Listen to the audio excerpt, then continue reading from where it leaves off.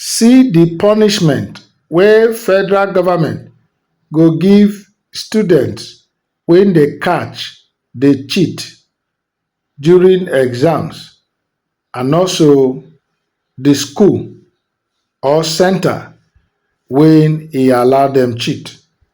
Country people, welcome to Synop Media. Abeg, if you never subscribe to our channel, make you do so now. Put on your notification button. E go alert you once we drop update.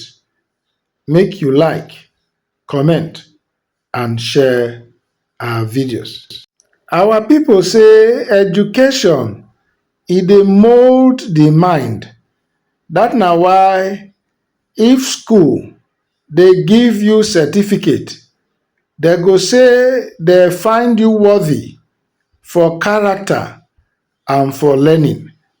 But wetin come dey commonplace now na cheating by students during examinations, and also schools and special centers dey encourage students to also participate for cheating.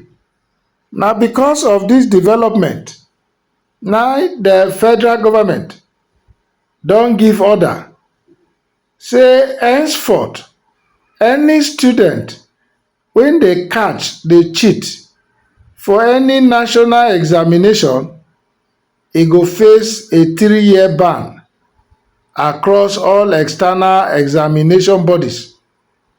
And dis one so dey include JAMB, Joint Admissions Matriculation Board, the exam wey you go pass before you gain admission to Nigerian universities, WAEC wey e be West African Examination Council, wey you go also pass before you fit write JAMB, NECO, and NAPTEP.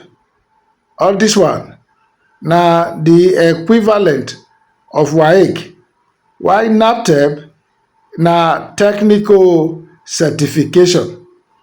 Dis directive so come out for one official circular when the public communications advisor for JAMB, when im name na Dr. Fabian Benjamin, when e sign, and the date for inside the circular na May 27, 2025. The policy so e don form part of a wider measures to take reduce examination malpractice and also eliminate the influence wey miracle centers don create for Nigerian education system.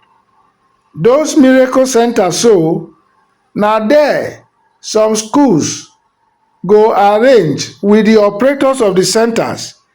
Dem go come carry their students go there, go write the national exams, and of course the results wey dem dey get e dey wonderful. That is why the practice come be like wetin dey gain ground for the system. According to the circular, the directive na the Minister of Education, Dr. Tunji Alausa, na issue am, and e issue am in line with sections 5(1)(c) and 4 and 6 of the JAMB Act. The section say students when e dey involved for examination malpractice, dem go ban dem from sitting for any external examinations for Nigeria. And these examinations wey dem list na exams wey WAEC dey conduct, wey NECO dey conduct, and wey NAPTEP dey conduct for 3 years, and dem go use the instrumentality of our national identification number NIN. Dis strong measure so e go serve to discourage other students and parents when e dey encourage cheating, according to how the board put am. The federal government believe say this policy e go help sanitize the educational system for the country, and e go restore credibility. The directive also say any school or computer-based test centers wey need malpractice, e say dem go derecognize am for a number of years, and the duration e go dey determined by the examination body. In addition, the circular say examination bodies dem go collabo to make sure say these penalties dem enforce am across the board.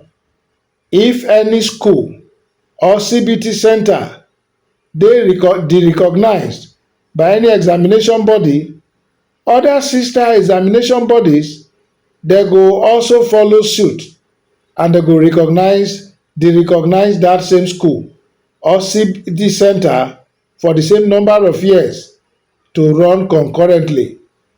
E say dis one go send very strong signal to the operators of these miracle centers.